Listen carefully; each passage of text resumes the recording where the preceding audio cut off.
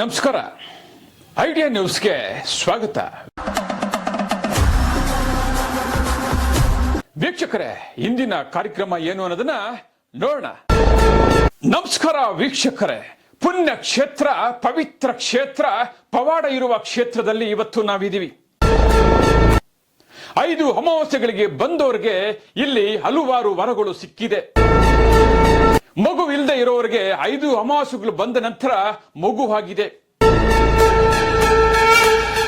ಉದ್ಯೋಗನೇ ಇಲ್ಲದೆ ಇರೋರಿಗೆ 5 ಅಮಾವಾಸ್ಯೆಗಳು ಬಂದ ನಂತರ ಉದ್ಯೋಗ ಸಿಕ್ಕಿದೆ. ಆಸ್ತಿ ಅಂತಸ್ತನ್ನ ಸುಮಾರು ವರ್ಷಗಳಿಂದ ಕಷ್ಟ ಬೀಳ್ತಿದ್ರು ಸಿಗ್ಲಿಲ್ಲ, ಆದ್ರೆ 5 ಅಮಾವಾಸ್ಯೆಗಳಿಗೆ ಬಂದ್ರೆ ಇಲ್ಲಿ ಆಸ್ತಿ ಅಂತಸ್ತು ಸಿಕ್ಕಿದೆ. ಅಷ್ಟೇ ಅಲ್ಲ, 5 ಅಮಾವಾಸ್ಯೆಗಳಿಗೆ ಬಂದ ಮೇಲೆ ಮಗುಗೆ ಬಾಯಿ ಬಂದಿರ್ತಕ್ಕಂಥದ್ದು, ಮಾತು ಬಂದಿರತಕ್ಕಂಥದ್ದು, ಕೆಲಸ ಕಾರ್ಯಗಳಾಗಿರ್ತಕ್ಕಂಥದ್ದು ಕೇವಲ 5 ಅಮಾವಾಸ್ಯೆಗಳಲ್ಲಿ ಬಂದು ಇಲ್ಲಿ ಪೂಜೆ ಮಾಡಿದ್ರೆ ಸಾಕು, ವರ ಸಿಕ್ಕುವ ಪುಣ್ಯ ಕ್ಷೇತ್ರ, ಪವಿತ್ರ ಕ್ಷೇತ್ರ ಯಾವುದನ್ನೋದನ್ನ ಸಂಪೂರ್ಣವಾಗಿ ನೋಡೋಣ ಬನ್ನಿ. ಒಂದೇ ಈ ದೇವಾಲಯಕ್ಕೆ ಬಡವರಿಂದ ಶ್ರೀಮಂತರವರೆಗೂ ಕೂಡ ಬಂದಿದ್ದಾರೆ. ಬಡವರಿಗೂ ವರ ಸಿಕ್ಕಿದೆ, ಶ್ರೀಮಂತರಿಗೂ ಕೂಡ ವರ ಸಿಕ್ಕಿದೆ. ಅಷ್ಟೇ ಅಲ್ಲ, ಗ್ರಾಮ ಪಂಚಾಯಿತಿ ಸದಸ್ಯರಿಂದ TPS member, ZP, MLA, MP, CM ಕೂಡ ಈ ದೇವಸ್ಥಾನಕ್ಕೆ ಬಂದಿರತಕ್ಕಂಥದ್ದು. ಅಷ್ಟೇ ಅಲ್ಲ, ಪೊಲೀಸಿಂದ IPS, IAS ಸುಮಾರು ಜನರು ಕೂಡ ಈ దేవస్థానಕ್ಕೆ ಬಂದ ಮೇಲೆ సక్సెస్ ಆಗಿರ್ತಕ್ಕಂಥ ఇతిహాಸ పుణ్య క్షేత్ర, పవిత్ర క్షేత్రದಲ್ಲಿ ನೀವೆಲ್ಲ ಕೂಡ ನೋಡಬಹುದು. మేము దుబాయ్లో ఉండేవాళ్ళము. మేము బాబుకి మాటలు రాలేదని ఇక్కడికి వచ్చాను. నేను మా బాబుకి మాటలు రాలేదంటే ఇక్కడ మాటలు వస్తాయంటే వచ్చాను. బాబుకి ఎన్ని నెలలు ఇంకా మాటలు వస్తాయండి? అప్పుడు 3 సంవత్సరాల పైన అయిపోయింది. ఇప్పుడు 1 సంవత్సరం నుంచి 1.5 సంవత్సరం నుంచి వస్తాను నేను. మీ బాబుకి మాటలు వచ్చాయి? ఇక్కడికి వచ్చాక మాటలు వచ్చాయి. ఏమి దేవస్థానం పేరేమో? ఈ దేవస్థానం పేరేమో? అంకాల పరమేశ్వరి. సో ఏమనిపిస్తుంది మేడం మీకంతా? మా బాబు బాగా మాట్లాడుతున్నాడు, ఇప్పుడు బాగా అన్నీ చెప్తా అన్నాడు, మాట్లాడుతున్నాడు. ఇప్పుడు బాగా మాట్లాడుతున్నాడు, చాలా బెటర్ మాట్లాడుతున్నాడు. స్కూల్కి వెళ్తాడు, రాస్తా అన్నాడు, అన్ని చేస్తా అన్నాడు. ఎంత మేడం వయసు? 4.5 సంవత్సరం. స్కూల్కి ఏమన్నా పోతున్నాడా? పోతున్నాడు, LKG చదువుతా అన్నాడు.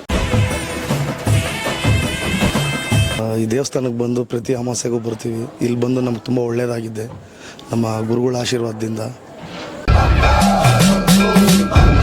ఇక్కడ ఈ గుడి చాలా విశేషంగా ఉంటుంది. ఎక్కడ పోయినా లేదు, ఇక్కడికి వచ్చి ತಿರುಗಿನಾಕ ಈ ಗುಡಿ ಬಿಡ್ತೀನಿ. ನಮಗೆ ಹೆಲ್ತ್ ತುಂಬ ಪ್ರಾಬ್ಲಮ್ ಆಗ್ತಾ ಇತ್ತು. ಇವಾಗ ಇಲ್ಲಿ ಬಂದಾಗಿಂದ ಈ ದೇವಿ ದರ್ಶನ ಮಾಡಿದಾಗಿಂದನೂ ನಮ್ಗೆ ಹೆಲ್ತ್ ಚೆನ್ನಾಗಾಗಿದೆ. ఇవాగ ఆరోగ్యం సరిలేదనేసి వచ్చినాను. ఇప్పుడు బాగా కుదుటపడింది. వాస్తు శాస్త్రం లేదనుకున్నాను. మేము మా ఇంటి సమస్యల కోసం వచ్చాము. మా సమస్యలు తీరినాయి, 40% తీరింది.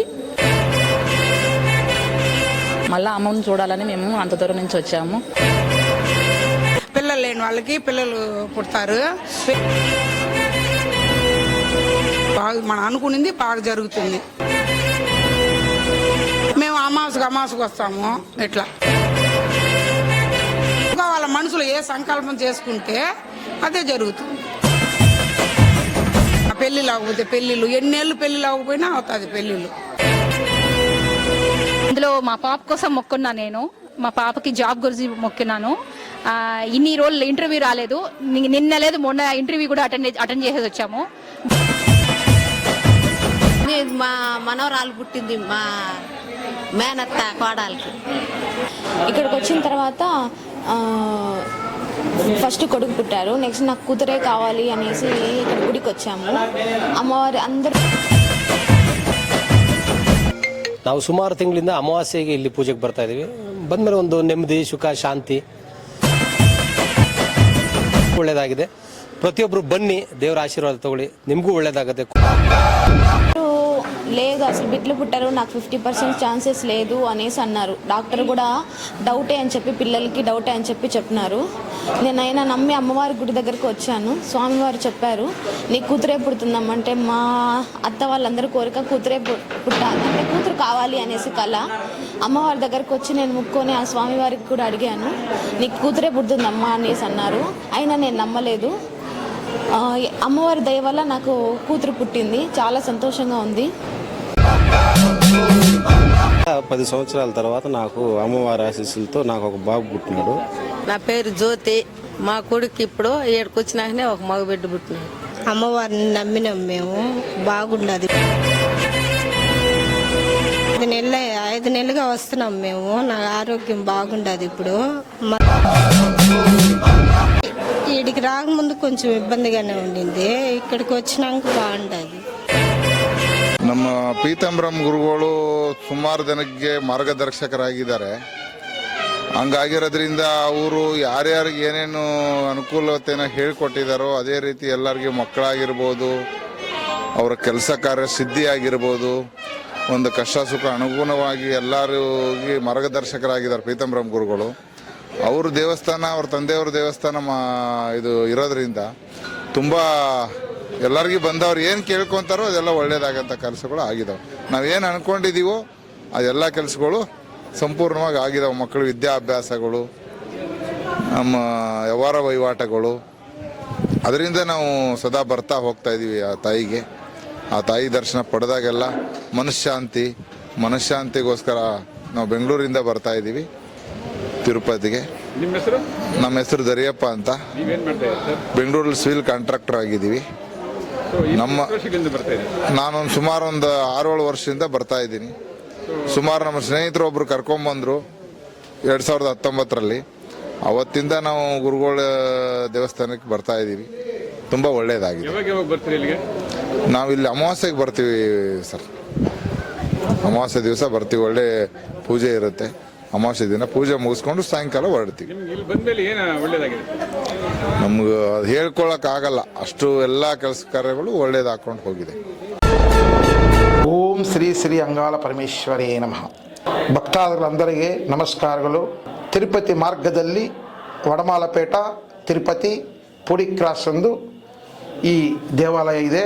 ಈ ದೇವಸ್ಥಾನ ದರ್ಶನ ಮಾಡಿದಂದು ನಿಮಗೆಲ್ಲರ ದೇವರ ಸನ್ನಿಧಾನದಲ್ಲಿ ದೇವಸ್ಥಾನ ಕಟ್ಟಿದ್ದೀವಿ. ಇದು ಈ ದೇವಸ್ಥಾನ ಚರಿತ್ರೆ 350 ವರ್ಷದ ಚರಿತ್ರೆ. ಅಮ್ಮವರಿದ್ದರು. ಇದನ್ನು ನಾವು ದೇವಾಲಯ ರೂಪದಲ್ಲಿ ರೆಡಿ ಮಾಡಿಸಿದ್ದೀವಿ. ದೇವಸ್ಥಾನ ಬಂದಿರೋರಿಗೆ, ಎಲ್ಲರ ಭಕ್ತಾದರಿಗೆ ಬೆಂಗಳೂರಿಂದ ಈ CI ಇರ್ಬೋದು, SP ಇರ್ಬೋದು, ACP ಇರ್ಬೋದು, DG ಇರ್ಬೋದು, ಎಲ್ಲರೂ ನಮ್ಮ ದೇವಾಲಯಕ್ಕೆ ಬಂದಿದ್ದಾರೆ.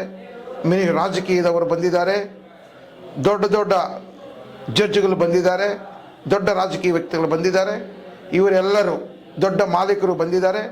ಇವರೆಲ್ಲರೂ ನಮ್ಮ ದೇವಸ್ಥಾನಕ್ಕೆ ಬಂದು ಎಲ್ಲ ಒಳ್ಳೆಯದಾಗಿದೆ ಅಂತ ತುಂಬ ಸಂತೋಷ ವ್ಯಕ್ತಪಡಿಸಿದ್ದಾರೆ.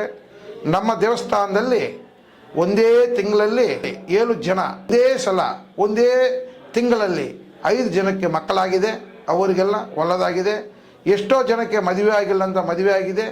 ಎಷ್ಟೋ ಜನಗಳಿಗೆ ಆಸ್ತಿ ವಿಷಯದಲ್ಲಾಗಲಿ ಮತ್ತು ಈ ಜಮೀನು ವಿಷಯದಲ್ಲಾಗಲಿ ಇದೆಲ್ಲ ಈ ವಿಷಯ ದೇವಸ್ಥಾನಕ್ಕೆ ಬಂದು 3 ಅಮಾವಾಸ್ಯೆ 5 ಅಮಾವಾಸ್ಯೆ ಈ ಪ್ರತ್ಯೇಕ ದೇವಸ್ಥಾನದಲ್ಲಿ ಏನಂತ ಸನ್ನಿಧಾನದಲ್ಲಿ ಅಂತ ಹೇಳಿದರೆ 5 ಅಮಾವಾಸ್ಯೆಗೆ ನೀವು ಬಂದರೆ ನಿಮ್ಗೆ ಭಾರಿ ಒಳ್ಳೆಯದಾಗುತ್ತದೆ. ಈ 5 ಅಮಾವಾಸ್ಯದಲ್ಲಿ 3 ಅಮಾವಾಸ್ಯದಲ್ಲಿ ಒಂದೊಂದು ಅಮಾವಾಸ್ಯೆಗೆ ಒಂದೊಂದು ರಿಸಲ್ಟ್ ಸಿಗ್ತದೆ. 5 ಅಮಾವಾಸ್ಯೆ ಒಳಗಡೆ ನಿಮ್ಮ ರಿಸಲ್ಟ್ ಸಿಗ್ತದಂತ ನಾ ದೇವರ ಕೃಪದಲ್ಲಿ ಸನ್ನಿಧಾನದಲ್ಲಿ ಹೇಳ್ತಾ ಇದ್ದೀನಿ. ಇದು ಸತ್ಯ ಅಂತ ಹೇಳ್ತಾ ಇದ್ದೀನಿ. ದೇವರ ಸನ್ನಿಧಾನದಿಂದನೇ ನಾನು ಮಾತಾಡ್ತಾ ಇದ್ದೀನಿ.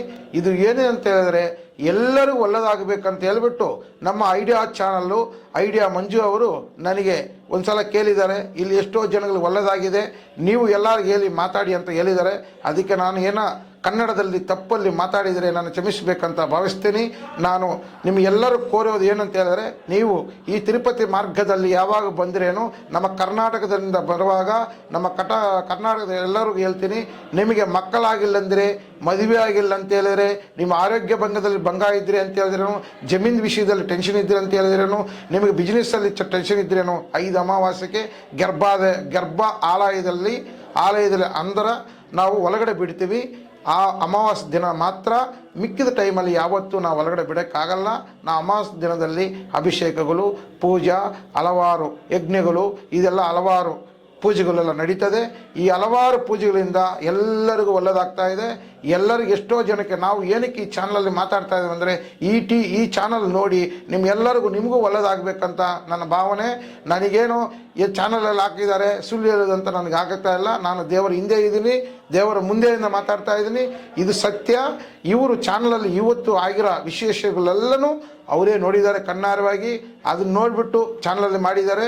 ನಾವೇನು ಅನ್ಎಕ್ಸ್ಪೆಕ್ಟೆಡ್ ಆಗಿ ಅವ್ರು ಬರೋಕ್ಕೆ ಕೇಳಿಲ್ಲ. ನಮ್ಮ ಪೂಜೆ ಇತ್ತು, ಒಂದು ಅಮಾವಾಸ್ಯೆ ಬರಬೇಕಂತ ಹೇಳಿದ್ದೀವಿ. ಅಮಾವಾಸ್ಯೆಗೆ ಬಂದರು, ಭಾರಿ ಒಳ್ಳೆದಾಗಿದೆ ಅಂತ ಅವರು ಹೇಳಿದ್ದಾರೆ. ಎಷ್ಟೋ ಜನಗಳು, ನಾವು ಸುಳ್ಳು ಹೇಳ್ಬೇಕಂತೇನಿಲ್ಲ, ಎಲ್ಲರಿಗೂ ನಿಮಗೂ ಸಹ ನೀವು ಯಾವತ್ತನ ಒಂದು 3 ಅಮಾವಾಸ್ಯೆ ಬರಬೇಕು. ನೀವು 3 ಅಮಾವಾಸ್ಯದಲ್ಲಿ ಇಲ್ಲಿ ಅಭಿಷೇಕ ಮಾಡ್ತೀವಿ. ಹಾಲು ಅಭಿಷೇಕ, ತೆಂಗಿನ ಪಂಚಾಮೃತ ಅಭಿಷೇಕಗಳು ಒಂದು 2-3 ಗಂಟೆ ಕಾಲದಲ್ಲಿ ನಡೀತದೆ. ಈ ಕಾಲದಲ್ಲಿ ನೀವು ಭಾವಿಸಬೇಕು. ನಿಮಗೆ ಶಕ್ತಿ ಆಗಿದ್ದು ಅಂದರೆ ನಾವೇನೋ ಬೆಂಗಳೂರಿಂದ ಬಂದಿದ್ದೀವಿ, ಮಕ್ಕಳಾಗ್ಬಿಡ್ತಾರೆ, ನಮಗೆ ಮದುವೆ ಆಗಿಬಿಡ್ತದೆ, ನಾವು ಬಂದು 1 ಲಕ್ಷ ಕೊಡಿ, ನಮ್ಮ ದೇವಸ್ಥಾನಕ್ಕೆ ಬಂದ್ಬಿಡಿ ಅನ್ನೋದು ನಮ್ದಿಲ್ಲ. ನೀವು ಯಾವುದು 1 ರೂಪಾಯಿ ಹಣವನ್ನು ನಮಗೆ ಕೊಡಬಾರ್ದು. ನೀವು ಅಭಿಷೇಕಕ್ಕೆ ನಿಮ್ಮ ಶಕ್ತಿ ಇದ್ದರೆ ಅಭಿಷೇಕಕ್ಕೆ ಐಟಮ್ಗಳು ತಂದು ದೇವಸ್ಥಾನ ಕೊಡ್ಬೋದು. ನಿಮ್ಮ ಶಕ್ತಿ ಇಲ್ಲ ಅಂತ ಹೇಳಿದ್ರೇನು ನಾವೇ ಹಾಲು ಅಭಿಷೇಕ ಎಲ್ಲ ಮಾಡಿ ಅರಿಶಿಣ, ಕುಂಕುಮ, ಗಂಧ, ನಿಮ್ಮೆಣ್ಣು, ಹೂವು ಎಲ್ಲ ನಿಮಗೆ ಕೊಟ್ಟು ಪ್ರಸಾದ ಕೊಟ್ಟು ನಿಮಗೆ ಒಳ್ಳೆದಾಗಬೇಕಂತ ನಾವು ಭಾವಿಸ್ತಾ ಇದ್ದೀವಿ. ನೀವು ಎಲ್ಲರೂ ಬೆಳಿಗ್ಗೆನೇ ಬಂದರೆ ನಮ್ಮ ಜೊತೆಗಿದ್ದು ನಾನೇ ಕೊಡ್ತೀನಿ. ನಾವು ದುಡ್ಡಿರೋರು ಒಬ್ಬರು, ದುಡ್ಡಿಲ್ಲಂದ್ರೆ ಒಬ್ಬರು ಅನ್ನೋದು ನನ್ನ ಭಾವನೆ ಇಲ್ಲ. ನಾನು ದೇವರು ಸತ್ಯವಾಗಲಿ ಹೇಳ್ತಾ ಇದ್ದೀನಿ. ನಮಗೆ ದುಡ್ಡುಗಂದ್ರೇನು ಬಡವರ ಕಷ್ಟದಲ್ಲಿ ಇರುವಾಗ ತುಂಬ ಬಡವರು ಇರೋಕ್ಕೆ ಬರಬೇಕಂತ ಆಸೆ ನನಗೆ. 7 ವರ್ಷದಿಂದ ಮಾತಾಡ್ತಾನೆ ಇಲ್ಲ. 5 ಅಮಾವಾಸ್ಯೆಗೆ ಬರೋಕ್ಕೆ ಹೇಳಿದ್ದೀವಿ. 3ನೇ ಅಮಾವಾಸ್ಯೆಗೆ ಸ್ವಲ್ಪ ಮಾತಾಡ್ದ, 5ನೇ ಅಮಾವಾಸ್ಯೆಗೆ ಬ್ರಹ್ಮಾಂಡವಾಗಿ ಮಾತಾಡ್ದ. ಇದು ಈ ತಾಯಿ ಕೃಪೆ, ನನ್ನ ಕೃಪೆ ಅಂತ ಹೇಳ್ತಾ ಇಲ್ಲ. ನಿಮ್ಮ ದೇವರ ಹತ್ರ ಶಕ್ತಿ ಇದೆ. ಆ ದೇವರನ್ನ ಪ್ರಾರ್ಥನೆ ಮಾಡ್ಕೊಂಡು ನಿಮಗೆಲ್ಲರಿಗೂ ಒಳ್ಳೆದಾಗಬೇಕಂತ ನಾನು ಭಾವಿಸ್ತಾ ಇದ್ದೀನಿ. ಅದೇ ಥರ ನಮಗೆ ಎಷ್ಟೋ ಜನಕ್ಕೆ ಆರೋಗ್ಯ ಭಂಗ ಅಂದರೆ ಕಾಲು ಕೈ ಸರಿ ಇಲ್ಲ, ಒಬ್ಬರಿಗೆ ಅವನಿಗೆ ಪೋಲಿಯೋ ಬಂದಿದೆ. ಅಂಥ ವ್ಯಕ್ತಿ 5 ತಿಂಗಳಲ್ಲಿ 3 ತಿಂಗಳಲ್ಲಿ ಕಾಲು ನಡೀತಾ ಇದ್ದಾನೆ. ಇನ್ನೂ 5 ಪ್ರಾಬ್ಲಮ್ ಇದೆ. ಎಲ್ಲ ಪ್ರಾಬ್ಲಮ್ ಮಾಡ್ತೀನಿ ಅಂತ ನಾನು ಹೇಳೋಕ್ಕೆ ಸಾಧ್ಯ ಇಲ್ಲ. 100% ನಿಮಗೆ 100ಕ್ಕೆ 50-60% ಮಕ್ಕಳು ತುಂಬ ಆಗಿರೋ ಪ್ರಾಬ್ಲಮ್ನ ಇಲ್ಲಾಂದರೆ ಚಿಕ್ಕದಾಗಿದೆ. ದೈವಶಕ್ತಿ ಆಗಲಿ ನಿಮಗೆ ಈ ಒಳ್ಳೆ ದೇವಸ್ಥಾನಕ್ಕೆ ಬರುವಾಗ ನಿಮಗೆ ಡಾಕ್ಟ್ರು ಒಳ್ಳೆ ಡಾಕ್ಟರ್ ಸಿಗ್ಬೋದು, ಒಳ್ಳೆ ವೈದ್ಯ ಆಗ್ಬೋದು. ಈ ಭಗವಂತ ನಿಮಗೊಂದು ಅನುಸೂಚನೆ ತೋರಿಸ್ತದೆ. ಇವಾಗ ನೋಡಿ, ಒಂದು ಎಕ್ಸಾಂಪಲ್, ಒಂದು ಮಕ್ಕಳಿಗೆ 15 ವರ್ಷದಿಂದ ಮಕ್ಕಳಿಲ್ಲ. ಈ 15 ವರ್ಷ ಮಕ್ಕಳೆಲ್ಲ ಅವ್ರು ಏನು ಮಾಡ್ತಾರೆ ಅಂದರೆ ಹಾಸ್ಪಿಟಲ್ಗೆ ಹೋಗಿರ್ತಾರೆ. ಯೂಟ್ಯೂಬಲ್ಲಿ ಇದೇನಿದು ನಾವು ಇಂಜೆಕ್ಷನಲ್ಲಿ ಹಾಕಿದ್ದೀವಿ, ಒಂದು 10 ಲಕ್ಷ ಖರ್ಚು ಮಾಡಿದ್ದೀವಿ, ನಮಗೆ ಮಕ್ಕಳಾಗಿಲ್ಲ ಅಂತ ಹೇಳ್ತಾರೆ. ಆವಾಗ ನಾನು ಹೇಳೋದು ಒಂದೇ ದಾರಿ, ನೀವು ದೇವಸ್ಥಾನಕ್ಕೆ ಬನ್ನಿ ಅಂತ ಹೇಳ್ತೀನಿ. ನಾವು ದೇವಸ್ಥಾನಕ್ಕೆ ಬನ್ನಿ ಅಂದರೆ ಅವ್ರು ಏನು ಹೇಳ್ತಾರೆ, ಅಯ್ಯೋ ನಾನು ಎಲ್ಲ ನೋಡಿಬಿಟ್ಟಿದ್ದೀನಪ್ಪ, ನನಗೆ ಬೇಡ, ನನಗೆ ಕಷ್ಟ ಆಗುತ್ತೆ ದುಡ್ಡು. ಸ್ವಾಮಿ ನೀವು ಸುಮ್ಮನೆ ಬನ್ನಿ ಅಂತ ಹೇಳ್ತೀವಿ. ಅವ್ರು ಬರುವಾಗ ಏನಾಗುತ್ತದೆ, ದೇವ್ರ ಪೂಜೆ ಮಾಡ್ತಾರೆ. 3ನೇ ಅಮಾವಾಸ್ಯೆಗೆ ಏನು ಮಾಡ್ತಾರೆ, ಒಂದು ಒಳ್ಳೆ ವೈದ್ಯರ ಹತ್ರ ಹೋಗ್ಬಿಟ್ಟು ಮಕ್ಕಳಾಗಿದೆ ಅಂತ ಅವರೇ ಹೇಳ್ತಾರೆ. ಇದಕ್ಕೆ ಸಾಧ್ಯ ನಂದಿಲ್ಲ. ಇದಕ್ಕೊಂದು ಚರಿತ್ರೆ ಹೇಳ್ತೀನಿ. ನಮ್ಮ ವಿಶ್ವಕರ್ಮ ಆಚಾರ್ಯರು ನಮ್ಮ ದೇಶದಲ್ಲಿ ನಮ್ಮ ಶಿಲ್ಪಿ ಅಂತ ಹೇಳ್ಬಿಟ್ಟು 15 ವರ್ಷ ಮಕ್ಕಳಾಗಿಲ್ಲ. ಕೋಲಾರ ಜಿಲ್ಲೆಯಲ್ಲಿ ಆನಂದ್ ಅಂತ ಅವರು ನಮ್ಮ ಅಪ್ಪಂದು ವಿಗ್ರಹ ಮಾಡಪ್ಪ, ನಿನಗೆ 100% ಮಕ್ಕಳಾಗ್ತದಂತ ನಾನು ಹೇಳಿದ್ದೀನಿ, ಸತ್ಯ ಅಂತ. 8ನೇ ತಿಂಗಳಲ್ಲಿ ಅವ್ನಿಗೆ ಮಕ್ಕಳಾಗ್ಬಿಟ್ಟಿದೆ.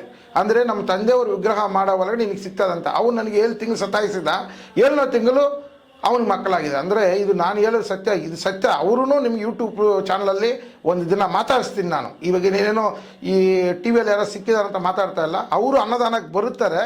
ಇದನ್ನು ಈ ಅನ್ನದಾನ ಮಾಡಿಸೋ ಹೌದಂತ ಹೇಳಕ್ಕೂ ಅವ್ರನ್ನ ಯೂಟ್ಯೂಬ್ ಚಾನಲಲ್ಲಿ ನಿಮಗೆ ತಿಳಿಸ್ತೀನಿ. ನೀವೆಲ್ಲರೂ ಏನೇ ಪ್ರಾಬ್ಲಮ್ ಇದ್ರೇನು ದಯವಿಟ್ಟು ಹೇಳ್ತೀನಿ, ನಮ್ಮ ಶ್ರೀ ಶ್ರೀ ಅಂಗಾಲ ಪರಮೇಶ್ವರಿ ಕುಲದೇವತಾ ಈ ಅಮ್ಮನ ಬಂದು ದರ್ಶನ ಮಾಡಿ ನಿಮ್ಮ ಸಂತೋಷನ ಸೌಭಾಗ್ಯವನ್ನು ಕೊಡಿಸ್ಬೇಕಂತ ನಾನು ಹೇಳ್ತಾ ಇದ್ದೀನಿ. ನಿಮ್ಮೆಲ್ಲರಿಗೂ ಒಳ್ಳೆದಾಗಬೇಕಂತ ಧನ್ಯವಾದಗಳು ಅಂದ್ಕೊಂಡು ನಮಸ್ಕಾರ ಮಾಡ್ತಾ ಇದ್ದೀನಿ. ನಮಸ್ತೆ ವೀಕ್ಷಕರೇ, ಇಂತಹ ವಿಡಿಯೋಗಳು ನೋಡಬೇಕಾದ್ರೆ ಐಡಿಯಾ ನ್ಯೂಸ್ ಅನ್ನು ಸಬ್ಸ್ಕ್ರೈಬ್ ಮಾಡಿ, ಶೇರ್ ಮಾಡಿ, ಲೈಕ್ ಮಾಡಿ.